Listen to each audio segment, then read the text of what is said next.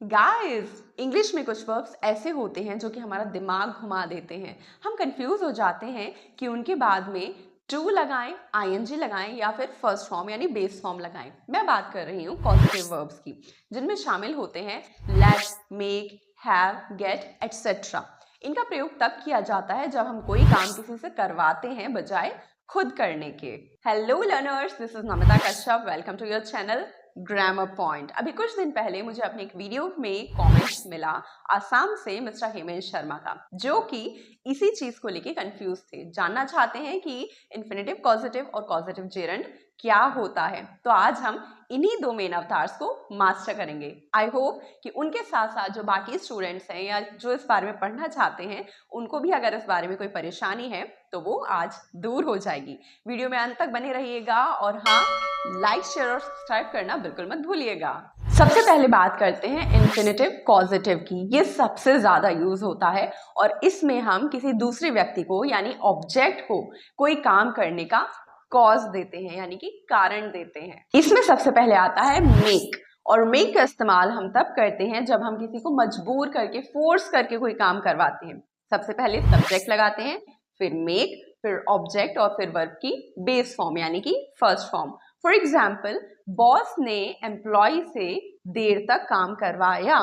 The boss made the employ work late. तो simple सी explanation ये है कि जब कोई फोर्स करके कोई काम करवाए तब हम मेक का इस्तेमाल करते हैं, वर्ब की बेस फॉर्म लगती है और इसमें टू नहीं लगता।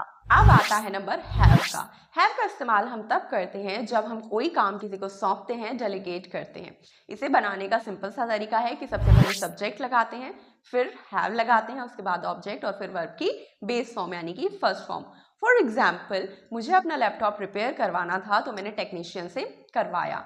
आई had the technician to check my laptop. Simple सी चीज है, जब आप ऑफिशियली किसी को रिस्पॉन्सिबिलिटी देते हैं कोई काम करने की या फिर किसी को असाइन करते हैं, तब हम हैव का यूज करते हैं। अब बात करते हैं गेट की। गेट का यूज तब किया जाता है जब आप किसी को मनाते हैं, परसुएट करते हैं। सबसे पहले सब्जेक्ट लगाते हैं, फिर गेट लगाते हैं, फिर ऑब्जेक्ट और फिर लगाते हैं हम टू के साथ इन्फिनेटिव।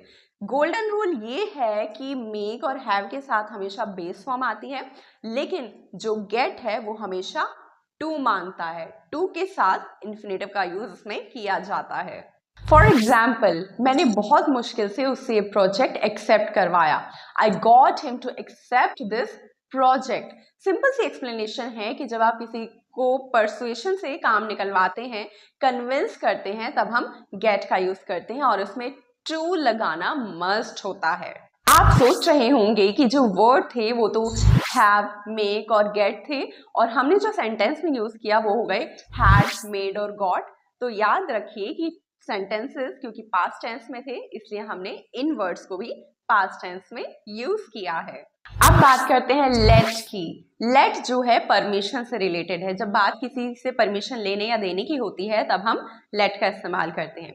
लेट लगता है, ऑब्जेक्ट लगता है और उसके बाद वर्ब की बेस फॉर्म आती है और इसमें टू नहीं आता। जैसे कि मुझे जाने दो, लेट मी गो, मुझे खाना खाने दो, let me eat the food. तो आई होप आपको ये क्लियर हो गया होगा। अब आते हैं कॉजेटिव जेरंड पर। ये स्ट्रक्चर जो है स्पेसिफिक वर्ब्स के साथ यूज होता है और इसका जो मतलब है वो थोड़ा डिफरेंट होता है, यानी कि रोकना या फिर जारी रखना। तो आइए सबसे पहले बात करते हैं रोकने की, यानी स्टॉप और प्रिवेंट। इसको ऐसे बनाया जाता है, सबसे पहले लगाते हैं सब्जेक्ट, फिर स्टॉप या प्रिवेंट, उसके बाद ऑब्जेक्ट, उसके बाद लगाते हैं फ्रॉम और उसके बाद हम लगाते हैं जेरंड। जेरंड क्या होता है? जेरंड होता है वर्ब में आईएनजी लगाना। जैसे कि भारी बारिश ने हमें बाहर जाने से रोक दिया। The heavy rain stopped us from going out. Simple सी एक्सप्लेनेशन है कि जब आप किसी को कुछ काम करने से रोकने का कारण बनते हैं तो आप स्टॉप या प्रिवेंट, साथ ही साथ फ्रॉम और वर्ब में आईएनजी लगा के इस्तेमाल करते हैं। अब बात करते हैं जारी रखने की, यानी कीप की। सबसे पहले सब्जेक्ट लगाते हैं, उसके बाद कीप, फिर ऑब्जेक्ट और उसके बाद जेरंड यानी आईएनजी का यूज करते हैं। जैसे कि उसके शोर ने मुझे रात भर जगाए रखा। Her noise kept me waking up all night। Simple सी एक्सप्लेनेशन, जब आप किसी के जारी रखने का कारण बनते हैं, किसी चीज के जारी रखने का कारण बनते हैं या कोई और कारण बनता है, तब हम इसका इस्तेमाल करते हैं। So guys, that's the difference. I hope कि अब इन्फिनेटिव पॉजिटिव और पॉजिटिव जेरंड के बारे में जो कंफ्यूजन आपका है वो दूर हो गया होगा। अगर आपको किसी और टॉपिक पे वीडियो चाहिए या फिर किसी चीज़ में आपको दिक्कत आ रही है, कोई रूल समझ में नहीं आता है, तो प्लीज़ आप कमेंट बॉक्स में बताएं। मैं पूरी कोशिश करूंगी कि आपके लिए वो कंफ्यूजन दूर कर पाऊँ। See you in the next video. तब तक के लिए अपना ख्याल रखिएगा और हाँ, वीडियो को लाइक, शेयर और सब्सक्राइब करना बिल्कुल मत भूलिएगा। बेल आइकन ज़रूर दबाइएगा। Bye bye, sayonara.